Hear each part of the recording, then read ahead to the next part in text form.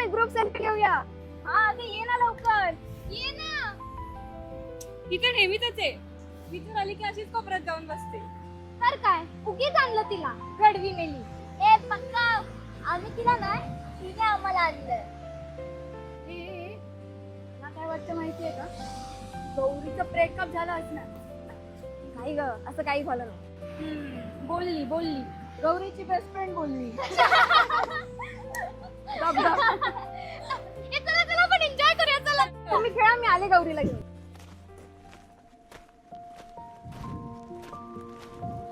गौरी गौरी गौरी अगं काय झालंय काय? तू इथे आल्यानंतर अशी शांत का होतेस? तू मला नेहमी विचारतेस की तू तुझ्या बाबांबद्दल कधी बोलत नाहीस. हो पण त्याचा इतकं काय संबंध?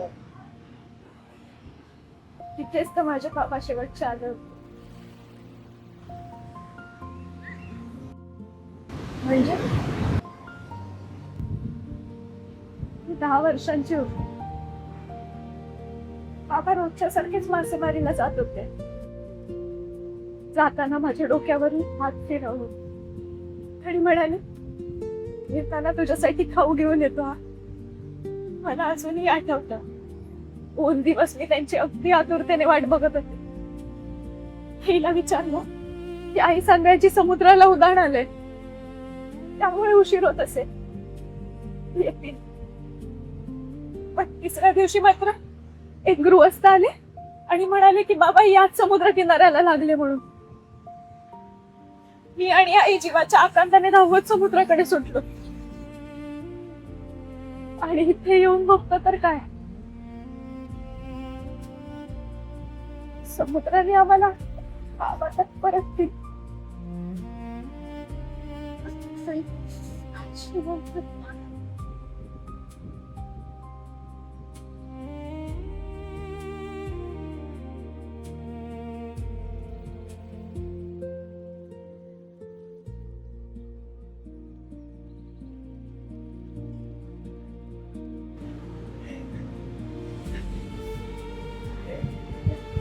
आई मला माफ कर, मला नाही माहिती.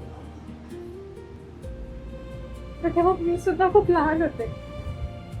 मृत्यू म्हणजे काय हे सुद्धा कळत नव्हतं. पण त्या दिवसापासून समुद्राची प्रत्येक लाट मला माझ्या बाबांची आठवण करून देते. लोक म्हणतात ना समुद्र खूप उदार असतो, पण माझ्यासाठी तो खूप क्रूर ठरला. तरी सुद्धा मी पुन्हा पुन्हा इथेच येते, कारण अजूनही एखादी बोट समुद्रातून परत येताना दिसली की मला माझ्या बाबांचा चेहरा डोळ्यासमोर येतो.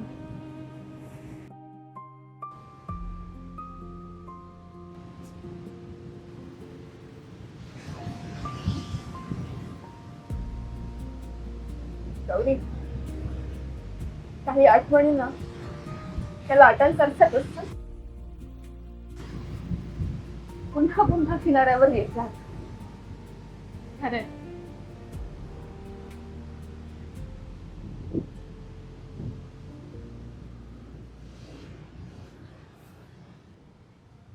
गौरी अगं हे बघ ना, मगाशी आम्ही किती छान फोटोज काढलेत माहितीये. हे बघ, हा बघ, आणि हा बघ एक बोट जातानाचा पण व्हिडिओ केलेला. थांब थांब, तो व्हिडिओ परत दाखव.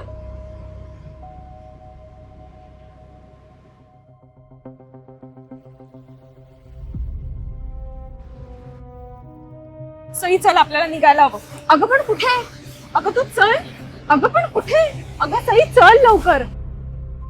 पण कुठे ते तरी सांग. अगं सई चल लवकर. अगं पण ह्यांचं काय? सई तर येतील, तू चल अगं पण लवकर. गौरी अगं आता तरी सांग ना, नक्की कुठे चाललोय आपण? सई थोडा संयम ठेव, सांगते सगळं. चल बस गाडीत.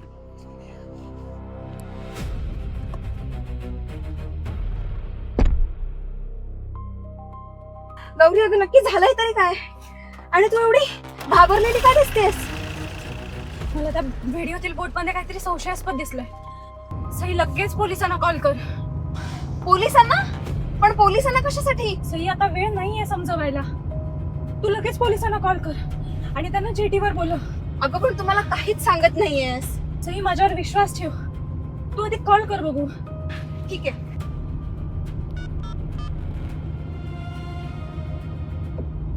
Hello hello, police station.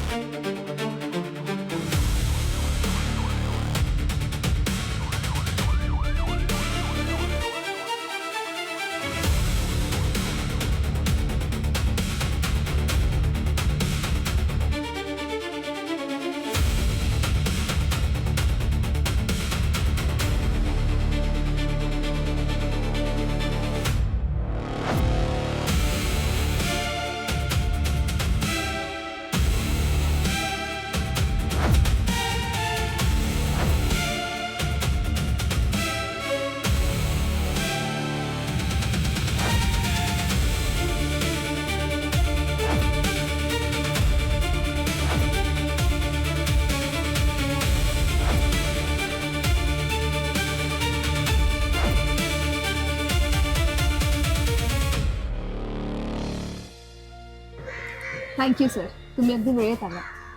शाब्बास मुलींनो, तुमच्या सतर्कतेमुळे खूप मोठा अनर्थ टळला. असेच जागरूक राहा. Thank you sir.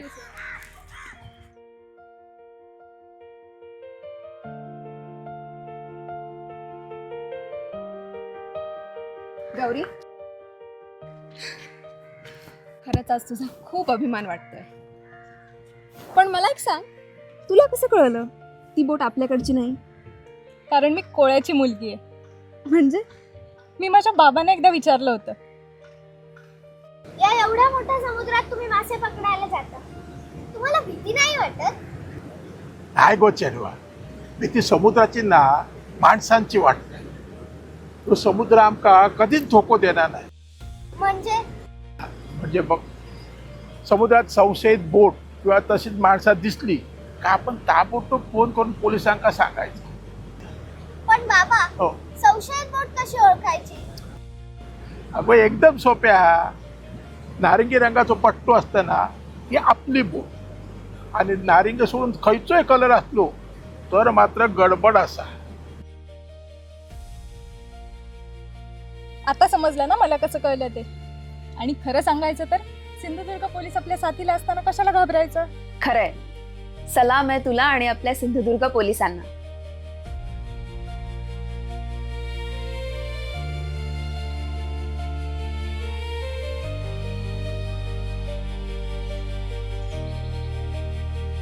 नमस्कार सिंधुदुर्ग वासियांनो, आपल्याला समुद्रकिनारी किंवा परिसरात कोणतीही संशयास्पद वस्तू, व्यक्ती, वाहन किंवा होडी दिसून आल्यास आपण त्वरित कोस्टल हेल्पलाईन क्रमांक 1093 किंवा इमर्जन्सी हेल्पलाईन 112 या क्रमांकावर त्वरित संपर्क साधावा. आपले अचूक निरीक्षण आणि वेळेस दिलेली बातमी देशाचा संभाव्य धोका टाळण्याकरिता निश्चितच मदत करेल. जय हिंद.